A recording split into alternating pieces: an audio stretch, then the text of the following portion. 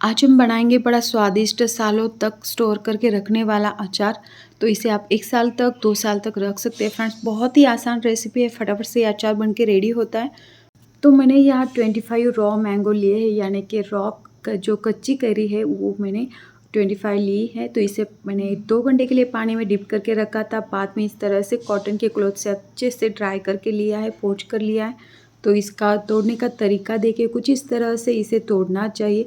तो एक ही टोके में ये कैरी टूटनी चाहिए। अगर आप 2-3 ठोके में इसे तोड़ेंगे तो ये अचार डेफिनेटली ख़राब होगा। जब भी हम इसे कट करते हैं तो उस टाइम ये एक ही टोके में कट होनी चाहिए।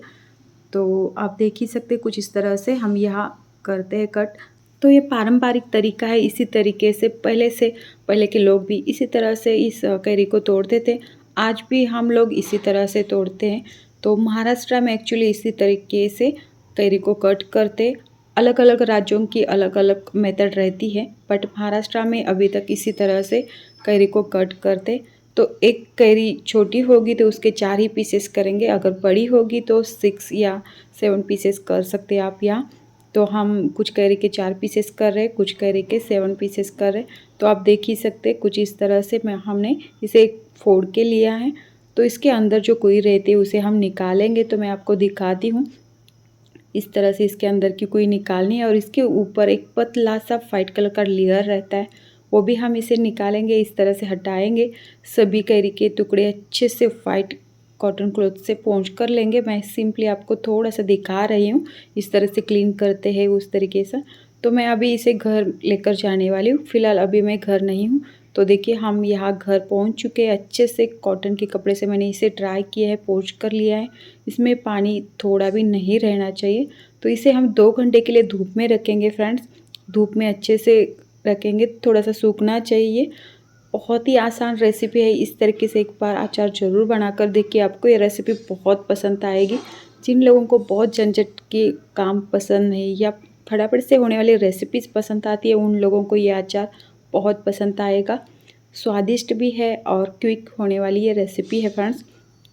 तो यहाँ मैंने 2 घंटे के लिए इसे धूप में रखा था, अच्छे से सुखा के लिया है।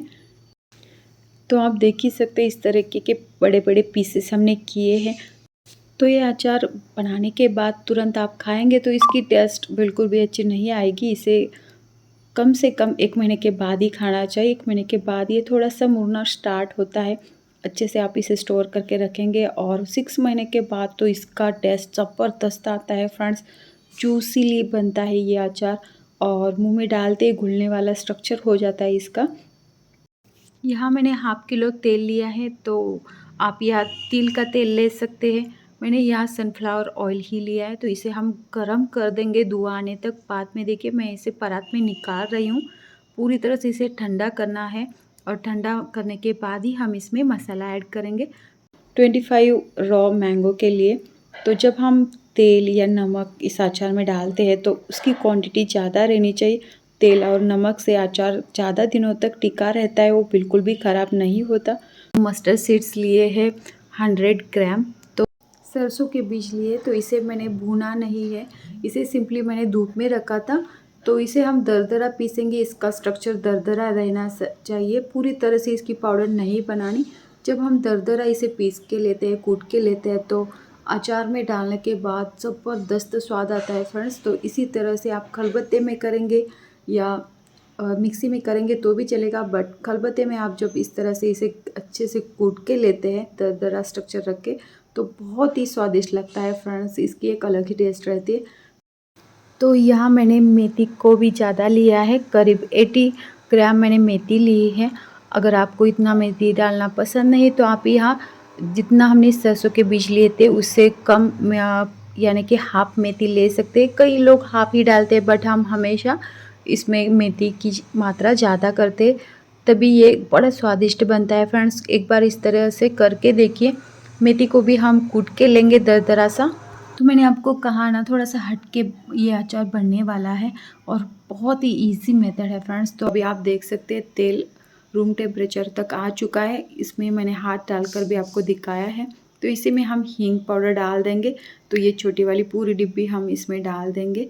हींग पाउडर डालने से अचार बड़ा स्वादिष्ट बनता है, और ये लंबे समय तक टिका रहता है।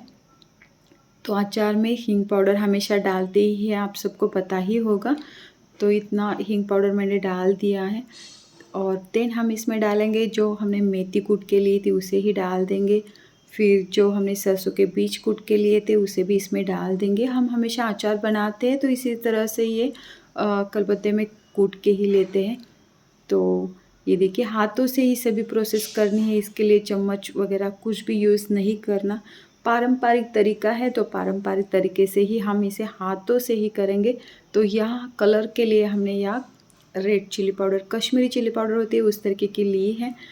अगर आपको तीखा पसंद है तो आप तीखी वाली चिली पाउडर डाल सकते हैं, बट इस तरीके के चिली पाउडर डालेंगे तो बहुत तीखा नहीं रहता, बट इसका कलर ज़बरदस्त रहता है फ्रेंड्स। बिल्कुल मार्केट वाला अचार होता है ना, उसी तरीके से इसका लुक आता है और कुछ दिनों के बाद उसका स्ट्रक्चर कलर उसी तरीके का हो जाता है। तो यहाँ मैंने अंबारी चिली पाउडर ली है, 1/2 किलो चिली पाउडर हम इसमें डाल देंगे, इससे कलर और स्वाद इन्हेंस हो जाएगा। तो फ्रेंड्स चिली पाउडर कितनी डालनी है पूरी तरह से आप ही पे डिपेंड है। अगर आपको ज़्यादा तीखा चाहिए तो ज़्यादा डालिए, कम तीखा चाहिए तो कम डालिए। तो हमने यहाँ 1/2 किलो जो स्टोन वाला नमक रहता है उसी को लिया है। जब भी अचार बनाते हैं तो इसी तरीके का नमक लेना चाहिए फ्रेंड्स। अच्छे से हाथों से मिक्स कर देंगे। सभी मसाले ऑयल में अच्छे से डीप होने चाहिए। बाद में हम इसमें जो हमने करी तोड़ कर ली है उसे इसमें डाल देंगे और हाथों से थोड़ा थोड़ा करके पूरी तरह से हम इस करी के टुकड़ों में मसाला भर देंगे। अच्छे से मसाला भरना है फ्रेंड्स।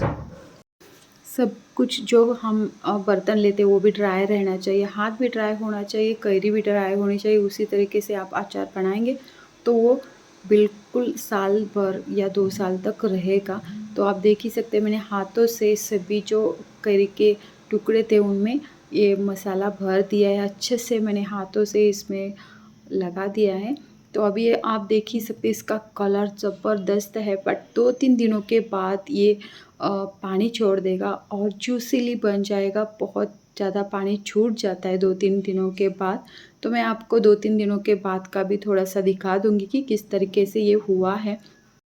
इसे स्टोर करने के लिए यहाँ आप ग्लास के जार का ही यूज़ कीजिए। ग्लास का जार लेंगे तो ये अचार लंबे समय तक बिल्कुल भी ख़राब नहीं होगा। अचार ख़राब होने के बहुत सारे रीज़न है फ्रेंड्स, सभी को फॉलो करने चाहिए। छोटे छोटे जो टिप्स रहते हैं वो सब कुछ याद में रख के, ध्यान में रख के आप अचार बनाएंगे तो आपका अचार बिल्कुल भी ख़राब नहीं होगा। बट फ़िलहाल अभी मेरे पास ग्लास का जार नहीं है तो मैं इसे प्लास्टिक के जार में रख रही हूँ। बाद में मैं उसे ग्लास के जार में ट्रांसफ़र करने वाली हूँ फ्रेंड्स। तो देखा ना फ्रेंड्स कितनी आसान अचार की रेसिपी है, फटाफट से बनने वाला ये अचार है। तो आप इसे ज़रूर बनाकर देखिए, इसकी टेस्ट ज़बरदस्त है फ्रेंड्स।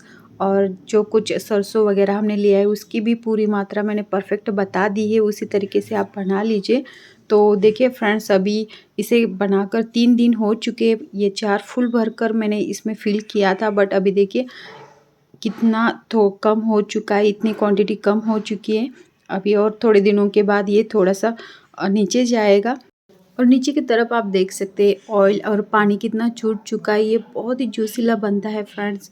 तो ज़बरदस्त टेस्ट वाला इजी तरीके से बनने वाला ये अचार बन के रेडी हुआ है फ्रेंड्स। आप इसे ज़रूर बनाकर देखिए, आपको ये रेसिपी बहुत पसंद आएगी। अगर आपको ये रेसिपी पसंद आती है तो प्लीज़ ज़्यादा से ज़्यादा शेयर करिए।